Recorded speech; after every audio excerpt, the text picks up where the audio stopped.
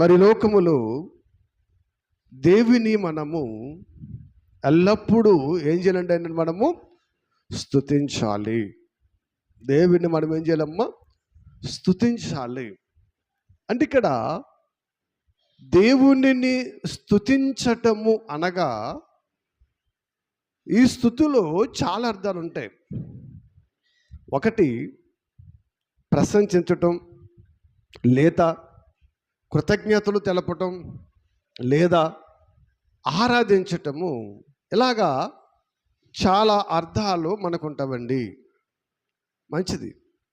ఎందుకంటే దేవుడిని మనము స్తుతించటము అంటే ఆయనను మనం కొనియాడటము, ఆయనను మహిమపరచటం అనేది మన బ్రతుకులలో చాలా గొప్ప ధన్యత. చాలామందికి ఇది తెలియదు.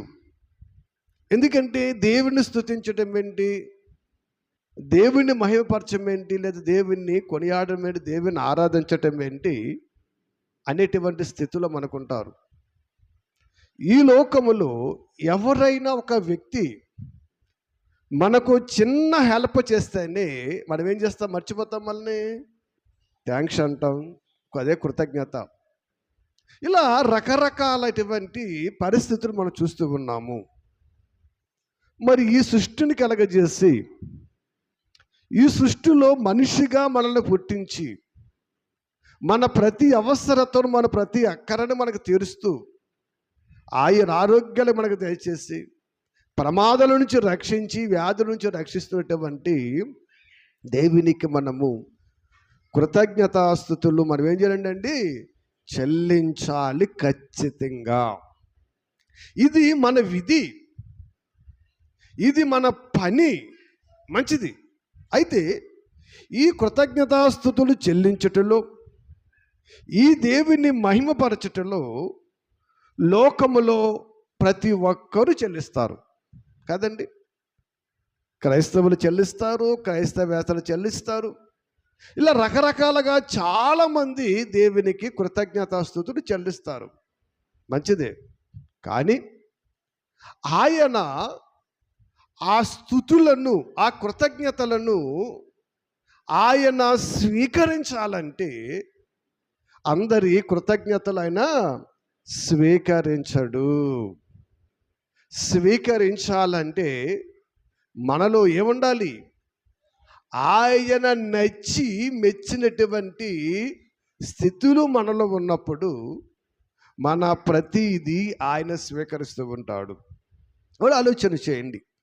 అందుకే కీర్తన గ్రంథము 50వ అధ్యాయం 14వ వచనం ఒకసారి చూస్తే అక్కడ భక్తుడైన దావీదు గారు మాట్లాడితే ఏమంటాడంటే, దేవునికి స్తుతి యాగము చేయుట అమ్మా చేయుము. అంటే ఇక్కడ స్తుతి యాగం ఎవరు చేయాలి? దేవునికి, మహోన్నతునికి. అంటే ఆయన స్తుతి చెల్లించాలి. ఈ స్తుతి ఎలాగుండాలంట అమ్మా? ఈ స్తుతి ఎలాగుండాలంట? యాగము. యాగం అంటే ఏంటి ఏమో? యాగం అంటే ఏంటి? యజ్ఞము లేదా దీక్ష కదా. యాగం చేస్తున్నారంటే యజ్ఞం చేస్తున్నారు, దీక్ష చేస్తున్నారు. మరి ఈ యజ్ఞం చేసేటప్పుడు మనం ఎలా చేస్తాము? ఎలా చెయ్యాలి? ఏంటి, మనమంటే యజ్ఞాలు యాగాలు చేయంగానండి చాలామంది యజ్ఞాలు యాగాలు చేస్తూ ఉంటారు కదా. అండ్ ప్రభుత్వాలు కూడా చేస్తూ ఉంటాయి. నిజంగా ఆ యజ్ఞాలు యాగాలు చేస్తున్నప్పుడు ఎలాగుంటారు వాళ్ళు అమ్మా? చాలా నిష్కటపులుగా ఉంటారు, భక్తిపరులుగా ఉంటారు, ఉపవాసాలతో చేస్తారు. ఎటువంటి మలినము మనస్సులో ఉండదు. ఆ యాగము చేసేటప్పుడు, ఆ యజ్ఞము చేసేటప్పుడు వీళ్ళ మనసంతా ఎక్కడో తెలుసండి, దేవుని మీదే ఆనుకొని యజ్ఞము చేస్తూ ఉంటారు, యాగము చేస్తూ ఉంటారు. కాబట్టి ఇక్కడ దేవుడు మీరు కూడా స్తుతి యాగము చేయమంటున్నాడు కదా. ఈ స్తుతి యాగం ఎలాగుంటాలంటే దేవుణ్ణి స్తుతించేటప్పుడు, ఆయన సన్నిధికి వచ్చినప్పుడు, ఆయన మాటలు విన్నప్పుడు, ఆయనను ఆరాధించినప్పుడు ఇవన్నీ స్తుతులే. ఇవన్నీ ఎలాగుండాలంటే మనసులో మదిలో ఆయన తప్ప ఎవరు మనకి కనబడకూడదు. ఒక్క మాటలో చెప్పాలంటే మనసును నిమగ్నంలో చేసుకొని, మనసును ఏకాగ్రత చేసుకొని దేవుణ్ణి ఏం చేయాలి? మనము స్తుతించాలి. అటువంటి స్తుతులు దేవునికి ఇష్టమైనవి అవుతాయి. అంతేగాని మనము ఏదో వచ్చాములే, వెళ్ళిపోతున్నాములే, వాళ్ళ పని వాళ్ళదే, మన పని మనదే, దేవుడు స్తుతిస్తున్నాం అనుకోండి, ఇటువంటి స్తుతులు ఎవరికి చెందవు? దేవుని దగ్గరికి వెళ్ళవండి. దేవుడు వినాలంటే నీలో ఉండాలి. అందుకే చాలా సందర్భాల్లో పౌలు గారు మాట్లాడుతూ ఉంటాడు, ఇదిగో మీరు ఏకాగ్రత కలిగి. ఏగ్రత అంటండి, ఏకాగ్రత అంటే అర్థం ఏంటి? ఏకాగ్రత అంటే అర్థం ఏంటి తెలుసండి? నీ మనస్సు, నీ చెవి, నీ పెదవులు ఒకటే ఉండాలి.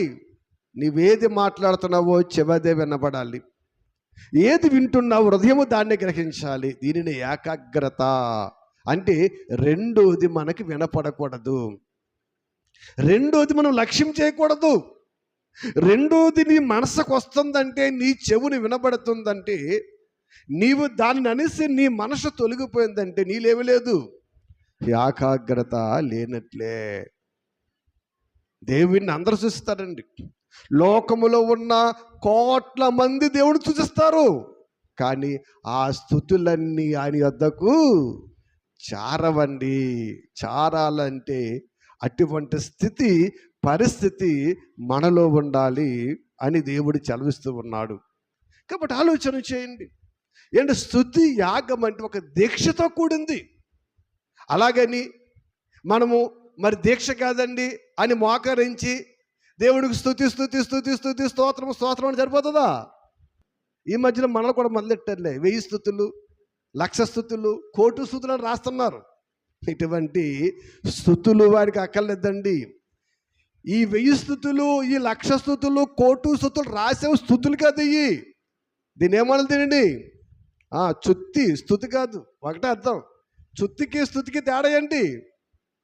ఏమా, ఆయనకి కావలసింది ఇటువంటి స్తుతులు కాదండి. ఆయనకు కావలసింది యథార్థమైన స్తుతుల మీద ఆశీనుడవుతాడండి ఆయన. అటువంటి స్తుతులు దేవునికి కావాలి. అందుకే భక్తుడు దావీదు అంటే 103వ కీర్తనలో, నా ప్రాణమా యెహోవాను సన్నిధించుము, నా అంతరంగంలో సమస్తమా ఆయన నామమును సన్నిధించుము. ఇదిగో ఆయన పరిశుద్ధ నామమును సన్నిధించుము, ఆయన చేసిన ఉపకారాలలో దేనిని మర్చిపోకయ్యా అంటున్నాడండి. ఇక్కడ భక్తుడు మాట్లాడుతూ ఏమన్నాడంటే కీర్తన గ్రంథంలో, దేవుణ్ణి స్తుతించేటప్పుడు, దేవుణ్ణి ఆరాధించేటప్పుడు ఏం జ్ఞాపకం రావాలంట? ఏం జ్ఞాపకం రావాలంటమ్మా? మన మనసులో ఆయన చేసిన ఉపకారాలు మన జ్ఞాపకం రావాలి. అంటే ఒక్క మాటలో ఈ స్తుతిలో దేవుడు తప్ప ఎవరు మనకి జ్ఞాపకము రాకూడదు కదా. మనం స్తుతించేటప్పుడు మరి ఆయన చేసిన ఉపకారాలు జ్ఞాపకం చేసుకుంటామా? ఏమండి? అలా దేవుడు ఏమి చేస్తాడు, దేవుడు ఎలా రక్షించాడు, దేవుడు ఎలా కాపాడాడు, ఇవన్నీ మనం జ్ఞాపకం చేసుకోగలుగుతున్నామా? నిజంగా ఇవన్నీ మీరు జ్ఞాపకము చేసుకుంటూ కనుక మీరు ప్రార్థించినా లేదా స్తుతించినా మీ మనసులో మరొక ఆలోచన రాలేదునండి. అనేకమైన ఆలోచనలు మళ్ళీ వస్తున్నాయంటే, వాక్యము వినకుండా, ప్రార్థించకుండా, లేదా పాడకుండా, లేదా ఆరాధనలో ఉండకుండా ఎన్నో ఉన్నవి. వీటన్నిటిలో మనము తొలగిపోతున్నామంటే అసలే మనము ఏమి జ్ఞాపకం చేసుకుంటున్నాం? లోకములో కోట్ల మంది దేవుడు చూస్తున్నారు, కానీ ఆయన బాధను తెలుసండి, ఏ స్తుతి ఆయన వద్దకు చారటలేదంటండి. ఏ స్తుతి ఆయన వద్దకు చేరట్లేదంట, ఏ స్తుతి ఆయన దగ్గరికి వెళతలేదంటండి కదా. అందుకే కీర్తన గ్రంథంలో కీర్తనకారుడు చక్కటి మాట చెప్తాడండి. ఒకసారి అందరూ తీయండి 33వ కీర్తనలో చూస్తే, 33వ కీర్తన భాగ్యాన్ని మనం చూద్దాం ఒకసారి. 33వ కీర్తన 1వ వచనాన్ని ఒకసారి చూడండి. నీతిమంతులారా యెహోవాను బట్టి ఆనందగానము చేయుడి, స్తుతి చేయుట యథార్థవంతుల కంటండి శోభస్కరము. శోభస్కరము తెలుసంటండి, ఆనందం అంటండి, సంతోషం అంట. అంటే ఈ వాక్యం వినటంలో కానీ, లేదా దేవుడు స్తుతించటంలో కానీ, ప్రార్థించటంలో కానీ నీవు ఆ అనుభూతిని పొందలేకపోతున్నావంటే, ఆ ఆనందాన్ని స్వీకరించలేకపోతున్నావంటే మనము ఏ కేటగిరీలో ఉన్నామో మనలను మనమే ప్రశ్న వేసుకోవాలి. అర్థమవుతుందా? అదేమంటాడండి, నీతి యథార్థవంతుల కంటండి స్తుతి చెయ్యుట శోభస్కరమ, ఆనందం అంటండి. దేవుని పట్ల భయభక్తి కలిగిన వారు, యథార్థవంతులు, నీతిమంతులు అంటండి ఆయన స్తుతించుటలో చాలా ఆనందపడతారంట. ఆ స్తుతులలో, ఆ సన్నిధిలో, ఆ వాక్యం వినటంలో, పాడటంలో, ఆరాధనలోనండి వారికి దేవుడు ఇవి తప్ప ఏవి కూడా కనబడవంటండి. వాళ్ళు ఆనందములో పరవశమైపోతారంట. ఆలోచన చేయండి అండి. పౌలు శీలలను ఏం చేశారు? వాళ్ళు చెరసాల్లో పడేస్తారు. చెరసాల్లో పడేసిన వాళ్ళు ఏం చేయాలి? అయ్యో మా బ్రతికేంటి, మా స్థితి ఏంటి, అయ్యో మేము బందీలోకి వచ్చేసే, మేము బందీకారం అయిపోయామని బాధపడాలి. కానీ వాళ్ళు ఏం చేస్తున్నారు? ఆనందముతో, సంతోషముతో దేవుని ఏం చేస్తున్నారండి? కీర్తనలు స్తుతిస్తూ ఉన్నారంట. అది యథార్థవంతుల స్తుతి అండి. చూడండి, నిజంగా వాళ్ళు ఆనందముతో, సంతోషముతో కీర్తనలు పాడుతూ ఉంటే ఆ స్తుతి ఎక్కడికి వెళ్ళిపోయింది? దేవుని దగ్గరికి వెళ్ళిపోయిందంట.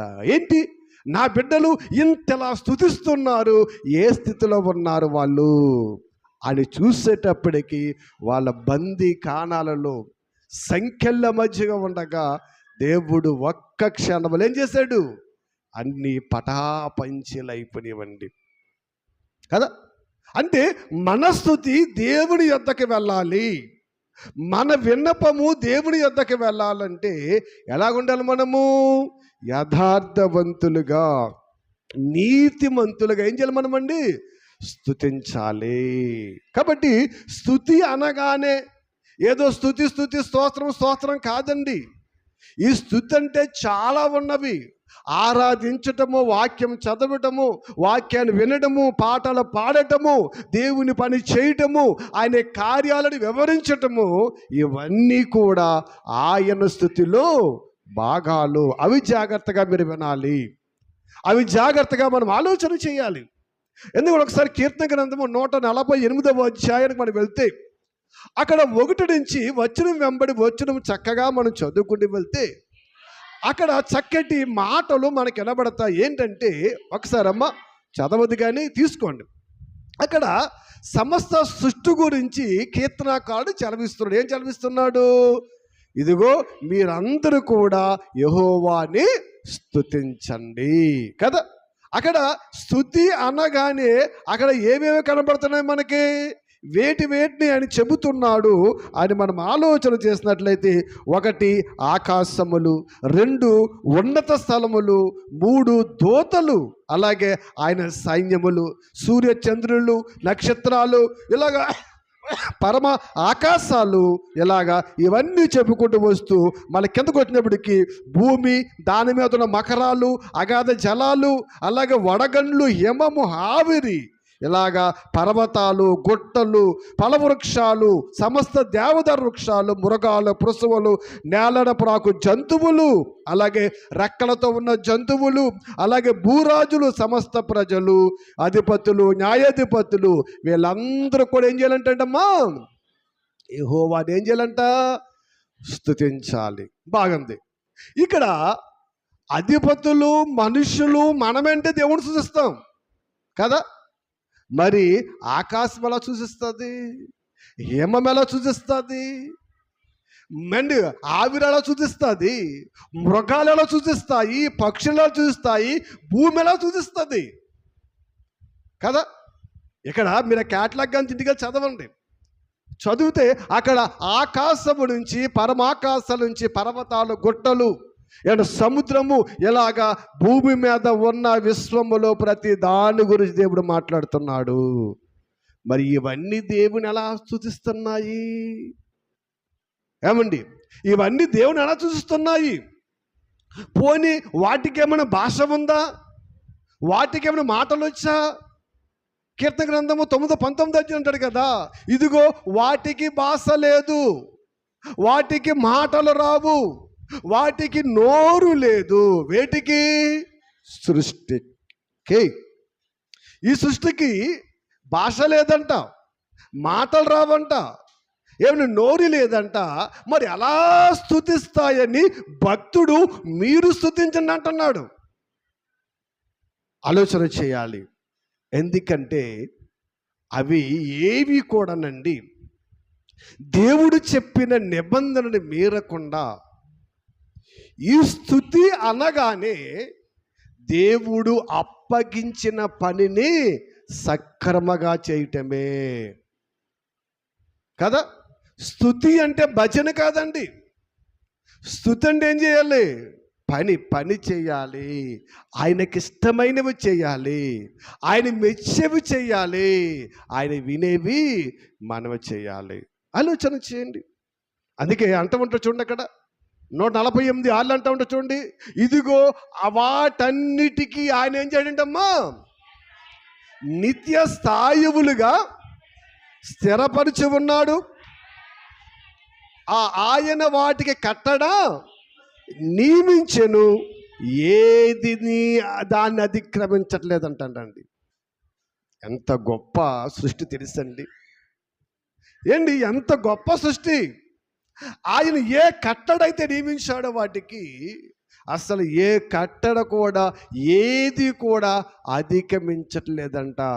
సూర్య చంద్ర నక్షత్రములు ఏంటి, గాలి, సముద్రము, భూమి, ఆవిరి, వర్షము, పర్వతాలు, గుట్టలు, ఏంటి మృగాలు, జంతువులు, ఇవన్నీ కూడా అండి ఏది కూడా వాటిని ఏం చేయట్లేదంట, అతిక్రమించటలేదు. అంటే ఆయన మాట వినటమే స్తుతి చెల్లించటము. ఆయన మాట వినడమే స్తుతి చెల్లించడం. ఆయన చెప్పింది చెయ్యడము స్తుతి చెల్లించడము. కానీ చెప్పింది చెయ్యరు కానీ దేవా నీకు స్తుతులు స్తుతులు స్తుతులు స్తోత్రాలంటే ఏమీ ఉపకారం లేదండి.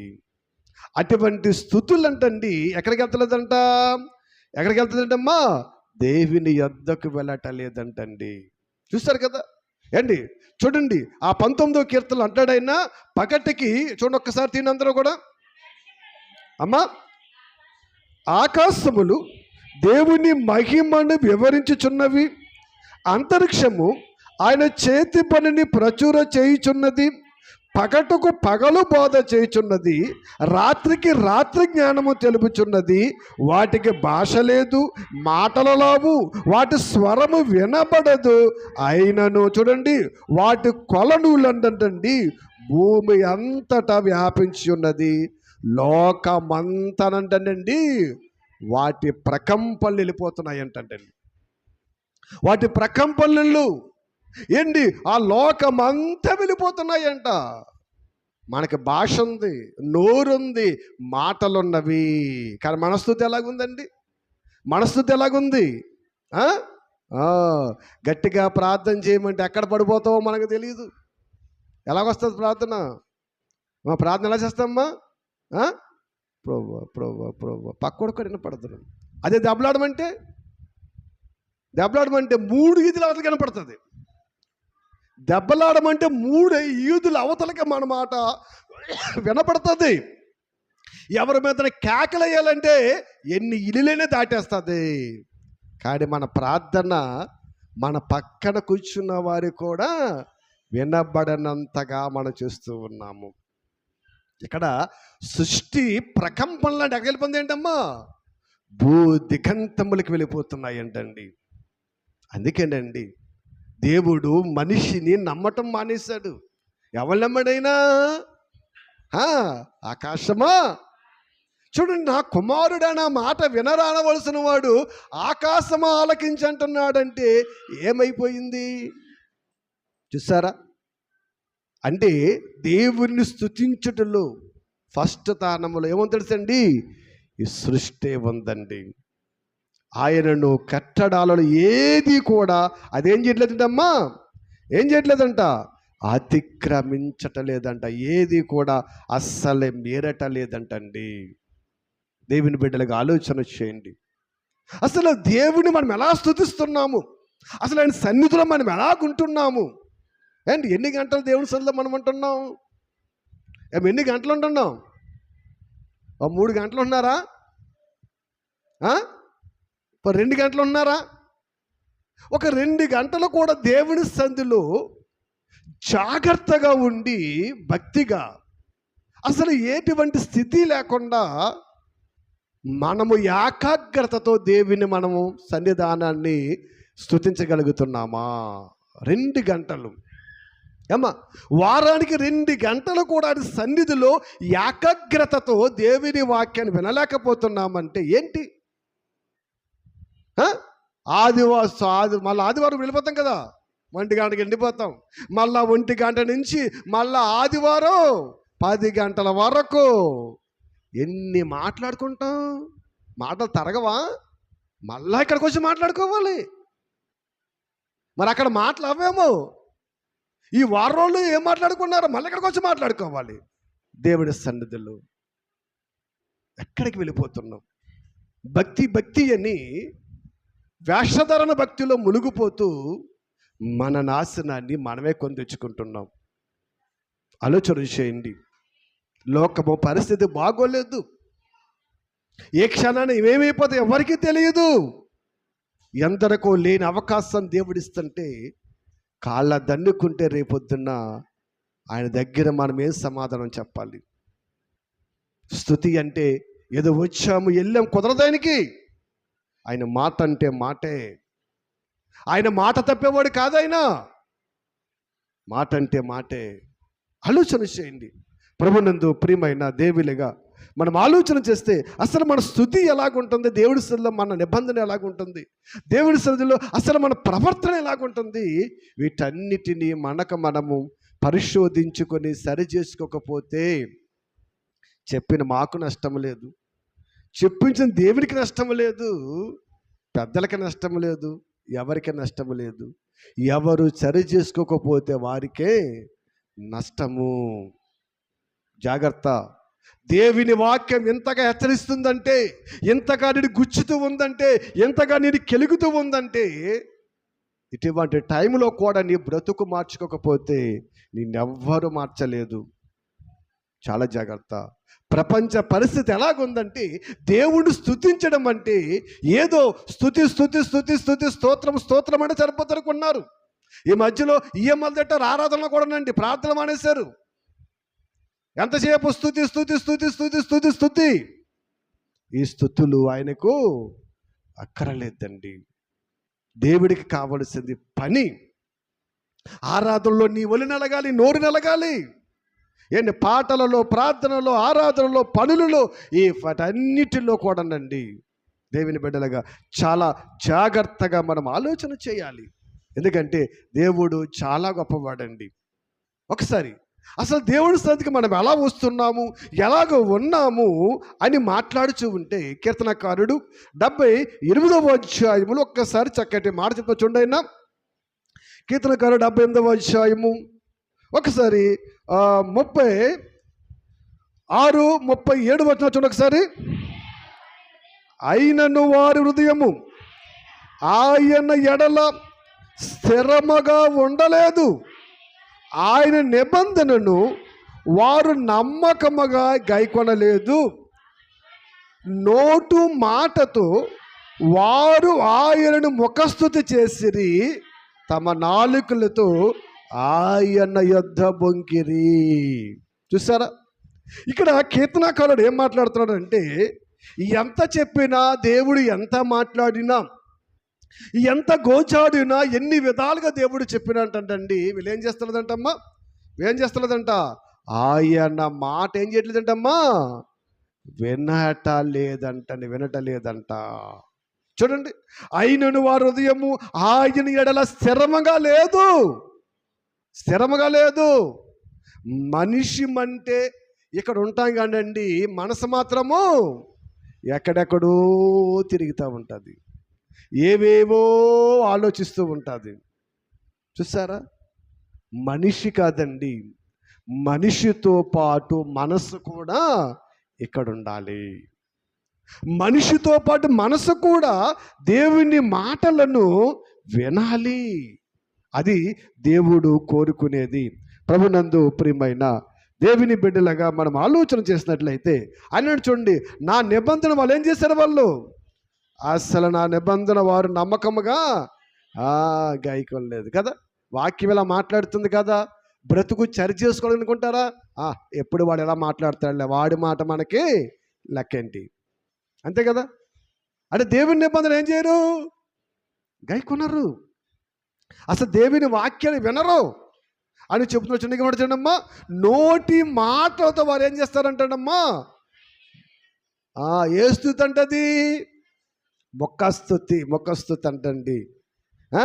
మొక్కస్తుతి దేవునికి అక్కర్లేదండి. ఏం కావాలానికి, యథార్థమైన స్తుతి కావాలి. నోటి మాటలతో స్తుతులు స్తోత్రాలని దేవుని మనం ప్రార్థిస్తూ ఉంటాం, పొగుడుతూ ఉంటాం, కీర్తించూ ఉంటాం, కొనియాడుతూ ఉంటాం. కానీ హృదయం మాత్రం ఏమందంటే అమ్మా, ఆయనకి ఎలాగుందంట, చాలా దూరముగా ఉందంటండి, చాలా దూరంగా ఉందంట. అందుకని అన్నాడండి, మీ హృదయాలను ఎక్కడ ఉండాలి, దేవుని దగ్గర ఉండాలి.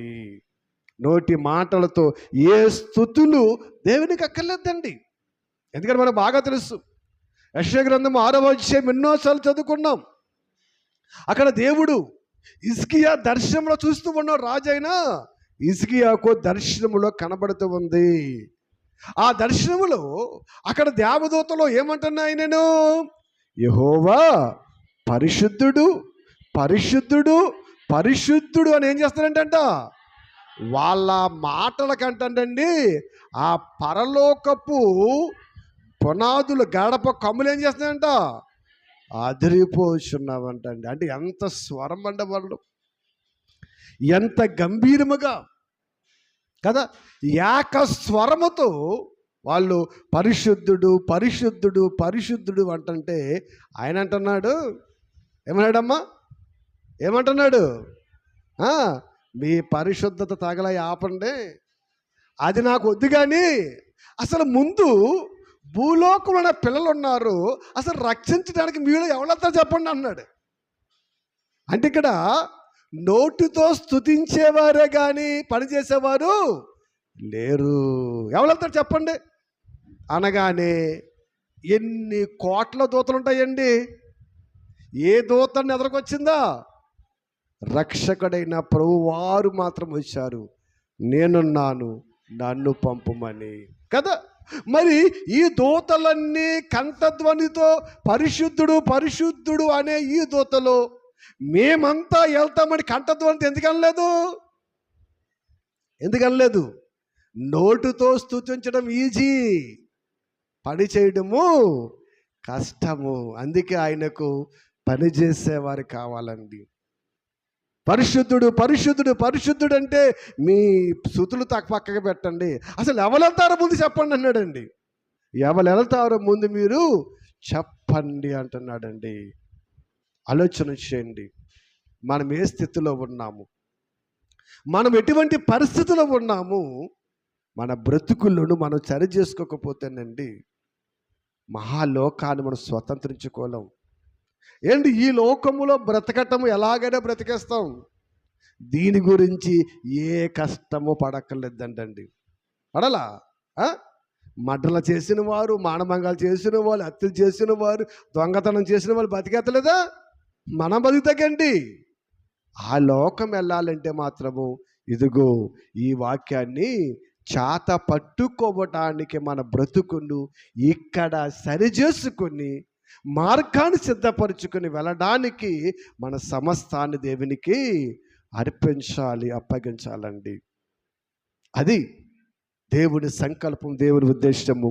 ప్రభునందు ప్రియమైన దేవుని బిడ్డలుగా మనం ఆలోచన చేసినట్లయితే, అందుకే యెషయా గ్రంథం 29, యెషయా గ్రంథం 29వ అధ్యాయము ఒకసారి 13వ వచనంలో చూస్తే అక్కడ ప్రవక్త అయిన యెషయా గారి ద్వారా చక్కటి మాట చదువుడమ్మా.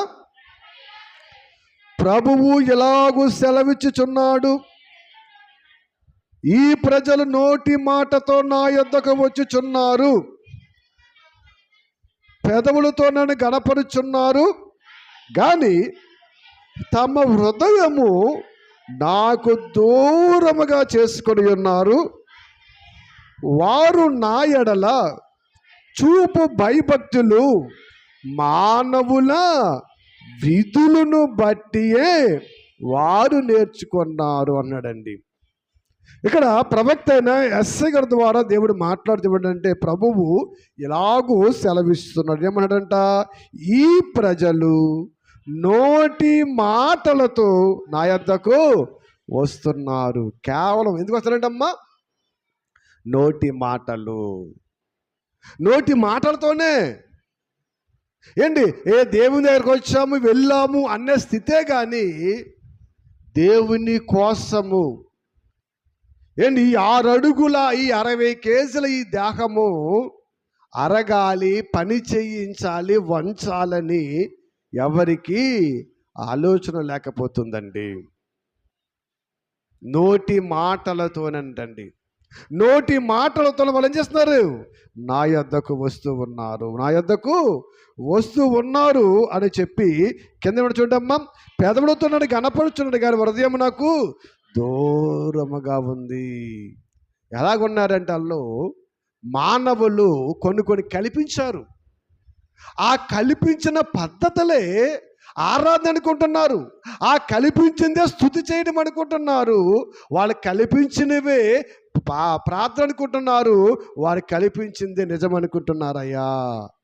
మానవులు వేటినైతే కల్పించారో, వేటినైతే కల్పించి నేర్పించారో వాటిని చేయటములో శ్రద్ధ చూపుతున్నారు కానీ అసలు నా వాక్యం ఏమి చెబుతుంది, ఏం మాట్లాడుతుందని ఏ ఒక్కరు ఆలోచన చెయ్యలేకపోతున్నారే అని దేవుడు బాధపడుచు ఉన్నాడంటండి. ఆలోచన చేయండి. ఎందుకంటే నా ఎడల చూపు భయభక్తులు ఎవడంటండి? మనుష్యులు కల్పించిన విధులు బట్టియే కదా.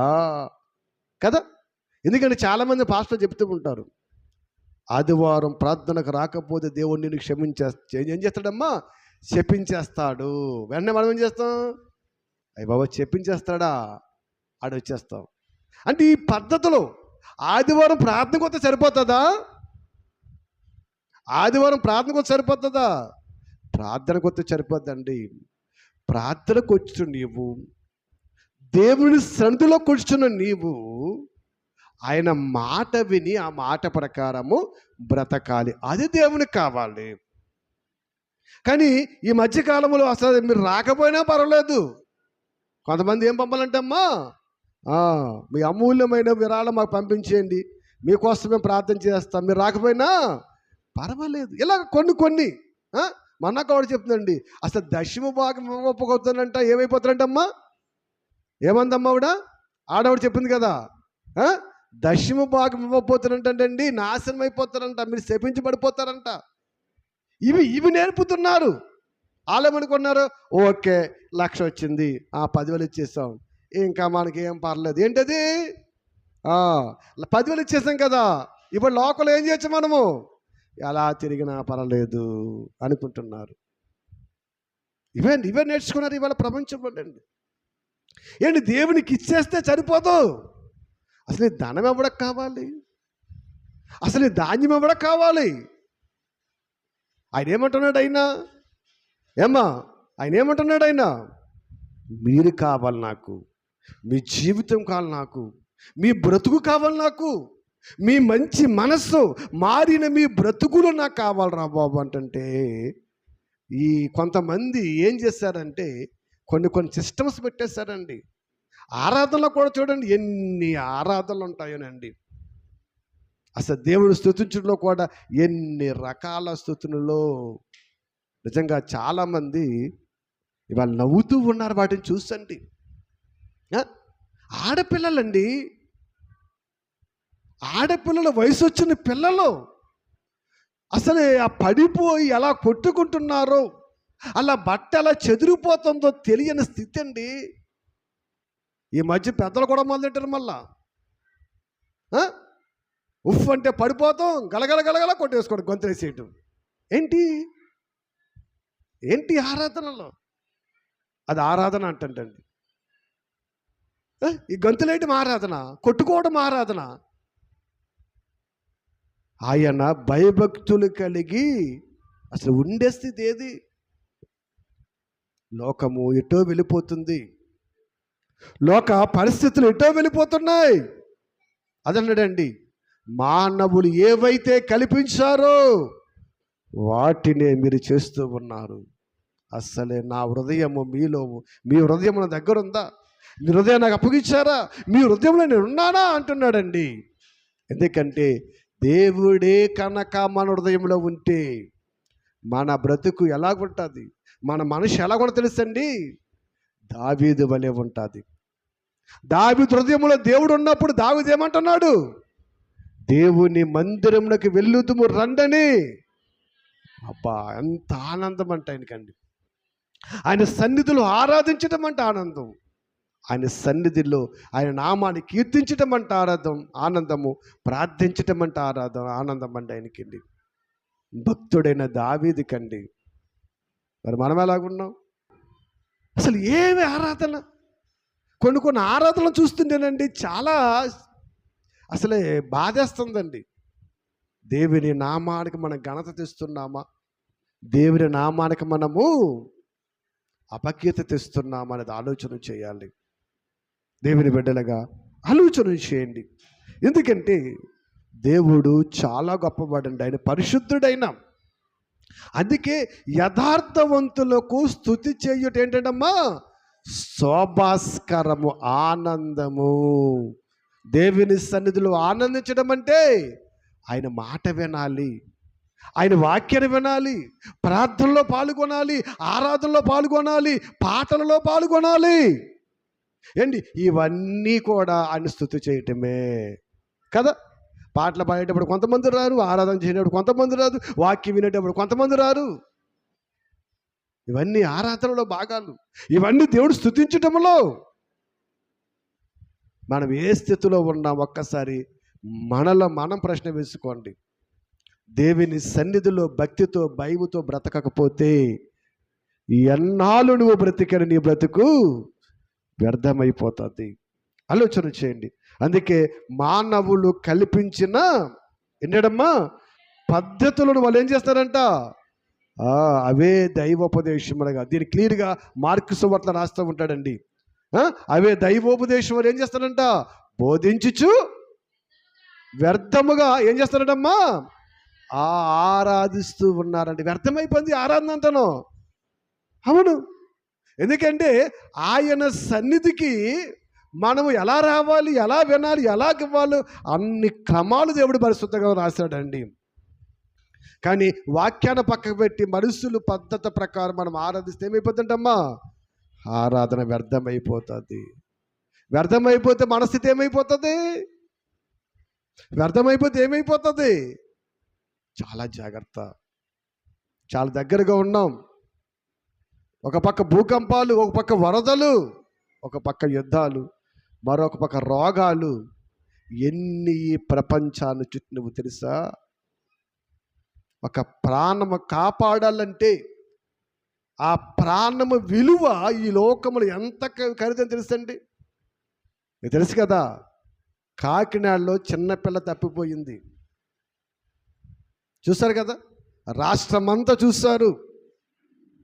కొన్ని వందల మంది వారం రోజుల నుంచి ఏం చేస్తున్నారమ్మా? వెతుకుతూ ఉన్నారు. దొరికిందా? వందల మంది అండి, సుమారు 500-600 మంది వెతుకుతున్నారు, అయినా పిల్ల దొరకలేదు. చిన్నపిల్లే కదా, వదిలేయచ్చు కదా, చిన్నపిల్లే కదా, వదిలేయచ్చు కదా. ఎందుకు అన్ని వందల మంది అన్ని రోజులు వెతకాలి? అవి ఎందుకు వెతకాలి? ప్రాణము పోయటము చాలా కష్టము. ఆ ప్రాణాన్ని కాపాడాలని ప్రభుత్వాలు, అక్కడటువంటి అనేక మంది జనము, చుట్టుపక్కల వారు వారం రోజుల నుంచి వెతుకుతూనే ఉన్నారండి. నిజంగా ఆ కుక్క దొరికేసింది, ఎంత కుక్క కట్టేసుకున్నారు, చివరికి కుక్క కూడా చచ్చిపోయింది పాపం. అయినా వేట ఆగిందా? ఏంటి ఈ లోకములో ఒక మనిషి ప్రాణము కోసమే నువ్వు ఎంత కష్టపడుతున్నావు, ఇన్ని ఖర్చు పెడుతున్నావు కదా, అదే నీ ఆత్మ నరకానికి వెళ్ళిపోతుంటే దేవుడికి ఎలా ఉంటుంది? అలా వెళ్ళకూడదని ఇంతమంది దైవజనులను, ఇంత పనివారిని, ఇంత స్థితిని, ఇంత పరిస్థితిని, ఇంత గ్రంథాన్ని మనకిచ్చి దేవుడు మనతో మాట్లాడుతున్నాడు. సమాజానికి అర్థం కావట్లేదు. చిన్నపిల్లే కదా, వదిలేయచ్చు కదా, కుదరదు. ఆ ప్రాణం విలువ తెలిసి ఎవ్వరు విడిచిపెట్టరండి. ఇంకా నిజంగా ఆ పిల్ల బ్రతికే ఉందో, లేకపోతే మరి చనిపోయిందో, లేదా కిడ్నాప్ చేశారో, జంతువులు తీసుకుపోయావో, ఏవి ఇంతవరకు తెలియదు. ఒకవేళ ఆ పొదలలో పడిపోయి ఉంటే వారం రోజులు నీరు ఆహారం లేకుండా బ్రతుకుతుందా? అయినా వేట కొనసాగుతూ ఉంది. ఈ లోకములో ఒక్క మరి మనిషి ప్రాణాన్ని రక్షించటకే ప్రభుత్వ యంత్రాంగాలు, మనుషులు ఎంత పని చేస్తుంటే భయంకరమైన నరకాన్ని నుంచి నీ ప్రాణాన్ని, నా ప్రాణాన్ని రక్షించడానికి దేవుడు ఎంత ప్రణాళిక సిద్ధపరిచాడు. ఇది మనుషులకు అర్థం కావట్లేదు. ఆరాధన అంటే వచ్చాం, వెళ్ళిపోయాం, ఆ వాక్యము ఏదైనా మొక్కలు చెప్పాడు, విన్నాం, వెళ్ళిపోయాం, ఏదో 4 పాటలు పాడాం, ఇదే అనుకుంటున్నారా? లేకపోతే దేవుడి దగ్గర సమాధానం ఉందా? ఎందుకింత స్ట్రెచ్లు దేవుడు ఏర్పాటు చేశాడు? ఎందుకింత ప్రణాళిక సిద్ధం చేశాడు? ఎందుకింత పరిస్థితి సిద్ధం చేసి తెలుసు కదండి. పిల్ల ప్రాణము కంటే విలువైనది నీ ప్రాణం. ఎక్కడికి వెళ్ళిపోకూడదు? నరకానికి వెళ్ళిపోకూడదు. అందుకే ఆయన ప్రయాసము, ఆయన కష్టం మనకు అర్థమవుతలేదండి. ఆయన కష్టం అసలు ఎప్పుడు అర్థమవుతుంది నీకు? ఎప్పుడు అర్థమవుతుంది? దేవుడు అంటే వరాలు ఇచ్చేవాడు, లేదా ఆశీర్వాదాలు ఇచ్చేవాడు, దేవుడు అంటే స్వస్థతలు ఇచ్చేవాడు. ఇలాగా చూస్తుంది ప్రపంచం, ఇలాగే నేర్పించింది ప్రపంచము. అసలు ఆయన కావలసింది వరాలు కాదు, ఆశీర్వాదాలు కాదు, స్వస్థతలు కాదండి. ఆయన మనుషుల నుండి కోరుకున్నది ఒక్కటే తెలుసండి, మీరు నరకాన్ని తప్పించుకునే పరలోకానికి రావాలి. అది మర్చిపోయింది సమాజం అండి. ఇవాళ పాస్టర్లు కూడా చెబుతలేదు. ఎంతసేపు స్వస్థతలు, వరాలు, దీవెనలు, ఆశీర్వాదాలు, చార్దాలు, పిండాలు ఇవే కానండి. అయ్యబాబు నరకాన్ని తప్పించుకోండి చెప్పే పాస్టర్లు ఎవరున్నారు? తక్కువ మంది, అక్కడక్కడ మనకు కనబడుతూ ఉంటారు. దేవుని బిడ్డలాగా ఆలోచన చేయండి. ఎందుకంటే దేవుడు చాలా గొప్పవాడండి. దేవుడు స్తుతించడం అంటే ఏదో వచ్చాము వెళ్ళామని కాదండి. ఆయన స్తుతించడం అంటే మనసారా స్తుతించాలి, మదితో స్తుతించాలి, ఈ శరీరముతో ఏకాగ్రత కలిగి దేవుని మనం ఏం చేయాలండి? స్తుతించాలండి. లోకములు అందరూ క్రైస్తవులే, ప్రపంచమంతా కూడా క్రైస్తవులే. ఎంతమంది చూస్తున్నారండి? మరి ఎంతమంది స్తుతిస్తే, ఎంతమంది దేవుడు స్తోత్రాలు చెబుతుంటే, మరి లోకసువార్తలో యేసుక్రీస్తు వారు ఏంటని అలాగంటున్నారు? ఏమన్నాడు ఆయన? ప్రభువారు ఏమంటున్నారు? 10వ అధ్యాయము ఒకసారి 2వ వచనం చూడండి. ఏమన్నారు ఆయన? ప్రభువారు ఏమనొచ్చాడమ్మా? పంపినప్పుడు ఆయన, ఒకసారి మీ ఇద్దరు చదువు నాకు అర్థమవుతలేదు, ఒకరు చదవండి అమ్మా. పంపినప్పుడు ఆయన వారితో ఇట్లా, నేను కోత విస్తారముగా ఉన్నది కానీ పనివారు కొద్దిమంది అయిపోయారంటండి. అసలు ఎలా ఏ చర్చి ఖాళీ ఉంటుంది? అసలు ఎంతమంది స్తుతులు చెల్లిస్తారే, ఎంతమంది ఆయనకు కీర్తిస్తారు? ఆయన అని అన్నాడు. ఆయన లేదు లేదు, పనివారు తక్కువైపోరు అన్నాడు. ఏంటండి, కోత విస్తారముగా ఉందంట. ఎవరు లేరంట? పనివారు లేరా? ఎంతమంది పనివారు అండి? ఇప్పుడు మన సంఘంలో ఎంతమంది పనివారు ఉన్నాం? మనం పనివారు ఇవ్వడం మీ ఇద్దరమే కదండి, మీ అందరూ పనివారే. ఎంతమంది పనివారు ఉన్నాం? ఇక్కడ చిన్న గ్రామంలో మన సంఘములో ఎంతమంది పనివారం ఉంటే మన మండలము, జిల్లా, రాష్ట్రం, దేశం, ప్రపంచం మొత్తం మీద ఎన్ని కోట్ల మంది ఉన్నారు? ఇంకా పనివారు లేరు అన్నాడేంటండి? యేసుప్రభు వారికి లెక్క తెలియదు అంటారా? ఏమో వారికి లెక్క తెలియదు అంటారా? ఆయన లెక్క తెలుసు. ఇందులో పనికొచ్చే పనివారు ఎంతమంది, పనికి రాని పనివారు ఎంతమంది ఉన్నారు? ఆయనకి కావలసింది పనికొచ్చే పనివారు కావాలి. ఆలోచన చేయండి. ఏంటి, పనికొచ్చే పనివారు కావాలి.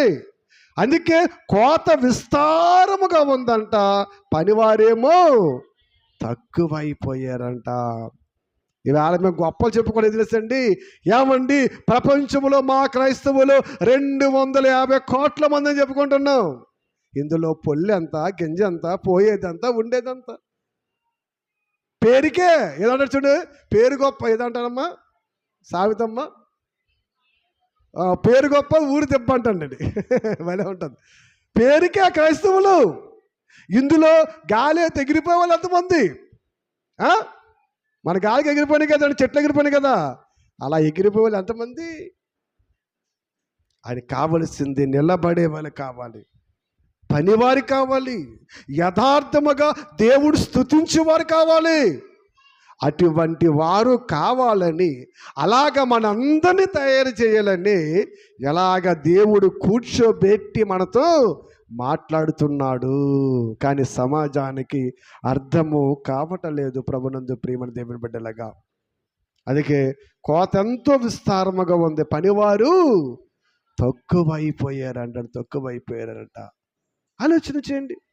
ఏమ్మా, ఇప్పుడు ఎకరం సేను ఉంది, ఓ 10 మంది వెళ్ళారు కోతకి. ఇంకో ఎకరం ఉంది, 4 వెళ్ళారు కోతకి. ఈ 4 అయిపోయింది, 10 మంది అవ్వలేదు అని అర్థం ఏంటి? 4 వెళ్ళింది ఏమో గమ్మును కోయేస్తారు, ఈ 10 మంది వెళ్ళింది ఏమో అవ్వలేదు కోత అని అర్థం ఏంటి? వీళ్ళు కోత కోటి మంది ఏం చేస్తున్నారు? వీళ్ళు కబుర్లు చెప్పుకుంటున్నారు, లేదా గొట్టను కూర్చున్నారు, లేదా మన 10 మంది ఉన్న ఆఫ్టర్ ఆల్ 4 కదా, అవి ఎంతసేపు కోతలే, ఓ కూపతి అయిపోద్ది అనుకుంటారు. ఇలాగేమైపోయింది? అది అయిపోయిందంట. ఆ పని చేస్తే 4 కావాలి కానండి, ఈ పనికిరాని 10 మంది ఆయనకు అక్కర్లేదండి. దేవుడు ఎన్ని విధాలుగా మాట్లాడుతారా? దేవుని బిడ్డలుగా స్తుతించడం అంటే, దేవుని మహిమపరచడం అంటే, గానం చేయడం అంటే ఏదో దేవుని సన్నిధికి వచ్చాం నోటు ద్వారా స్తుతి స్తోత్రం అంటే సరిపోదండి. ఆ స్తుతి కూడా నీ హృదయము ఆయన వైపు తిట్టి ఏకాగ్రతతో భయభక్తులతో ఆయన దగ్గర మనం ఏం చేయాలమ్మా? స్తుతి చెయ్యాలి. అందుకంటే 116వ కీర్తన 2వ వచనము, ఇదిగో ఆయన చేసిన దానికి రక్షణ పాత్రను చేతపుచ్చుకొని ఆయనను మనము కృతజ్ఞతాస్తుతులు చెల్లించాలంట. రక్షణ పాత్ర ఏంటి? రక్షణ పాత్ర ఏంటి? రక్షణ పాత్ర. ఎందుకంటే దేవుడు మనందరికీ రక్షణ పాత్రను ఇచ్చాడు. ఆ రక్షణ ఏంటనుకున్నారండి? ఆ రక్షణ ఈ లోకములో ఏదో రోగము నుంచి, అప్పుల బాధ నుంచి, బాధల నుంచి రక్షిస్తా కాదండి. ఆ రక్షణ పాత్ర పాపముల నుండి మనలను రక్షించటానికి దేవుడిచ్చాడు. అటువంటి రక్షణ పాత్రను, పాపము లేని బ్రతుకును, పాపము లేని జీవితాన్ని పట్టుకొని మనం ఏం చేయాలి? ఆయనను సన్నిధించాలంట. అందుకన్నాడు ఇందాక, ఎవడమ్మా 50 ఏమన్నాడు, 35 ఏమన్నాడు? నీతిమంతులారా యెహోవాను సన్నిధించండి, యథార్థవంతుడు స్తుతి చేయుట దేవునికి శోభస్కరం అండి. యథార్థముగా దేవుడు స్తుతించాలి, యథార్థముగా దేవుని మనము మహిమపరచాలి. ప్రభునందు ప్రియమైన దేవుని బిడ్డలుగా ఆలోచన చేయండి. మనం ఏ స్థితిలో ఉన్నాం, మనం ఎలాగున్నాము అని ఆలోచన చేయండి. ఒకసారి ఏజ్కేల్ గ్రంథంలోకి వెళ్తేనంటండి, దేవుని సన్నిధికి ఎలా వస్తున్నారంటే ఎల్లో చాలా చక్కగా వస్తున్నారంటండి. 33వ అధ్యాయం చూడు ఒకసారి. ఏజ్కేల్ గ్రంథం 33వ అధ్యాయము, ఒకసారి 33వ అధ్యాయము ఒకసారి 31-32 చూస్తాక అంటాడైనా, నా జనులు రాదగిన విధముగా వారిని ఎద్దకు వచ్చి నా జనులు ఎట్టుగా నీ ఎదుట కూర్చుండి నీ మాటలు విందురు, వాటిని అనుసరించి ప్రవర్తింపరు. వారి నోటితో ఎంతో ప్రేమ కనపరుచుతురు కానీ వారి హృదయం అంటండి లాభమును ఆపేక్షిస్తుంది. దేవుడు అంటున్నాడు, నా జనులు రాదగిన అంటే ఎలా వస్తారు? ఆదివారం ఎలా వస్తామ్మా? చక్కగా స్నానం చేసి, చక్కగా ఉతికిన బట్టలు కట్టుకుని కదా, చక్కగా తయారయ్యి, చక్కగా బైబిల్ పట్టుకుని, చక్కగా దేవుని సంధికి ఎలాగైతే రావాలో చక్కగా అలాగ వస్తామంట. వచ్చి ఏం చేస్తామంట? కూర్చుంటామంట. కూర్చుని ఏం చేస్తామంట? అమ్మా మాటలు వింటాం కానీ ఆ మాటల ప్రకారము అనుసరించమంటండి. ఆయన అంటున్నాడు, నా జనులు రాదగిన విధముగా నీ సంధికి వస్తారు. నీవు చెప్పే మాటలు వింటారు కానీ వాటిని ఏం చేయరు? వాళ్ళు అనుసరించరు అని చూసేమంట. చూడమ్మా, వారు చూడండి, వరదేమంటంట లాభాన్ని ఆశ్రయిస్తూ ఉందంట. ఏమా దేవుని సంధికి వెళ్ళాము. ఈరోజు ఎంతమంది నిజంగా నరకాన్ని తప్పించి పరలోకం వెళ్ళాలి అని దేవుని దగ్గరికి వచ్చేవారు ఉన్నారు? ఎంతమంది ఉద్యోగం కావాలి, పిల్లలు కావాలి, లేదా రోగం పోవాలి, లేదా బాధలు పోవాలి, అప్పులు పోవాలి, కష్టాలు పోవాలి వచ్చేవారు ఎంతమంది ఉంటారు? ఎవరు ఎక్కువ ఉంటారమ్మా? పరలోకం కావాలి ఎక్కువ ఉంటారు, లోకల్ ఆశలు ఎక్కువ ఉంటాయా? అది అన్నాడు ఆయన. వారు ఏదో లాభం కావాలి వాళ్ళకి, అందుకే వస్తారు. మీరేంటి మాట్లాడితే పరలోకం అంటారు అంటున్నాడండి. చూసారా? అదే కింద కొన్ని చదివినప్పుడు చూడండి, నీవు వారికి వాయిద్యం బాగా వాయించినను, మంచి స్వరము కలిగి గాయకుడిగా ఉన్నావు, వారి మాటలు విందురు కానీ వాటిని అనుసరించి గాయకుడు. బాగా వాయించేస్తున్నావు ఓ మాట్లాడేస్తున్నావు, ఒప్పుకోరవరా బాబా, నీ మాటలు వింటారు, చక్కగా వాయించేస్తున్నావు, వింటారు కానీ ఏం చేయరంట? ఎంత గొప్ప బైబిల్ అండి! నిజంగా మన జీవిత చరిత్ర అంతా కూడా బయటకు పెట్టే బైబిల్ అండి. బయట పెట్టే బైబిల్. వినరనైన వాళ్ళు అంటున్నాడండి, అనుసరించరనైన వాళ్ళు ఆ ప్రకారంగా బ్రతకరు అంటున్నాడండి. ఆయన బ్రతకురు అన్నాడని కాదండి, ప్రభువా మేము బ్రతుకుతాము అని ఆయన పక్షాన్ని మనం ఏం చేయాలి? నిలబడాలి. అందుకే దేవుడు కోరుకుంటున్నాడు. అటువంటి వారి స్తుతులే ఆయనకు కావాలి, అటువంటి వారి మహిమే ఆయనకు కావాలి. చివరగా మలాకి గ్రంథములో ఒక్క మాట చూపించుకుందాం. మలాకి గ్రంథములో ఒక్కసారి 3వ అధ్యాయములో ఒక్క మాట, 3వ అధ్యాయం మలాకి గ్రంథము 16వ వచనం ఒకసారి. అప్పుడు యెహోవా యందు భయభక్తులు గలవారు ఒకరితో ఒకరు మాట్లాడుచుండగా యెహోవా చెవియొగ్గి ఆలకించెను, మరియు యెహోవా యందు భయభక్తులు కలిగి ఆయన నామమును స్మరించుచు ఉండు వారికి జ్ఞాపకార్థముగా ఒక గ్రంథము ఉందంటండు. చూసారా? ఇప్పుడు దాకా మనం ఏం చెప్పుకున్నాం? దేవుణ్ణి స్తుతించాలి, దేవుణ్ణి మహిమపరచాలి. స్తుతించడం, మహిమపరచడం అంటే అర్థం ఏంటి? ఆయనను స్మరించుకోవటం అంటే ధ్యానించటము. అంటే స్మరించడం అంటే స్మరించటం అంటే ధ్యానించుకోవటం అంటండి. అలాగా ఎవరైతే ఆయన నామాన్ని స్తుతిస్తున్నారో మహిమపరుస్తున్నారో అటువంటి వారి పేరు రాయడానికి అంటే ఏముందంటమ్మా, ఒక గ్రంథం ఉందంటండి. అంటే అన్ని స్తుతులు రాయడానికి కదా, అన్ని స్తుతులు రాయడానికి కదండి. అందులో చుత్తులు చాలా ఉన్నాయి. ఆ చుత్తులన్నీ తీసేస్తాడు, ఆ చెత్త అంతా తీసేస్తాడు. అక్కడ చూడండి, ఒకరికొకరు ఎవరి గురించి మాట్లాడుకోవాలంట, యెహోవాడు గురించి మాట్లాడుకోవాలి. అంతే తప్ప ఇక్కడికి వచ్చిన తర్వాత మనం ఏం మాట్లాడుకుంటాం, ఇవాళ ఏం కూర ఉండేవు, కొద్ది కూరేస్తావా, ప్రార్థన అయిపోయాక రానా, ఏం చీర కట్టుకున్నావు, లేదా ఇలాగ రకరకాల మాటలు దేవుని సన్నిధిలో ఉండకూడదు. ఇంటికాడైనా సరే, ఇంటికాడ మిత్రులు కూర్చోనుకో కొంతసేపు, భార్య భర్తలైనా సరే కొంతసేపు దేవుని మాటలు ఏం చేయాలి, మనము మాట్లాడుకోవాలంటండి. అలాగా మాట్లాడుకుంటేనంటండి దేవుడు ఆకాశం ఏం చేస్తాడమ్మా, వింటున్నాడు, చెవిక్కుతున్నాడంటండి. విని ఓకే వీళ్ళ పేర్లు జీవగ్రంథంలో వ్రాయి అంటున్నాడంటండి. అందుకే ప్రభునందు ప్రియమైన దేవుని బిడ్డలాగా చాలా జాగ్రత్తగా దేవుని యందు భయభక్తులకి వెళ్ళి మనం లోకం బతకాలండి. ఎందుకంటే దేవుని స్తుతించడం అంటే వేషధారణ కాదు, మనుషులు కల్పించిన పద్ధతులు కాదు, మనుషులు చెప్పేటువంటి పద్ధతులు కాదండి. స్తుతిలో అన్నీ వస్తాయి, ఆరాధన వస్తాయి, పాటలు వస్తాయి, ప్రసంగం వస్తాయి, మాటలు వస్తాయి, క్రియలు వస్తాయి. ఇవన్నీ కూడా ఆయన స్తుతిలో వస్తాయి. ఇవన్నీ వచ్చినప్పుడండి మనము ఆయన నామాన్ని ఏం చేయాలి, మనము స్మరించాలి. అంతే తప్ప పని చేయకుండా, వినకుండా, అనుసరించకుండా స్తుతి స్తుతి స్తుతి స్తుతి అంటే ఏ ఉపకారము ఉండదు.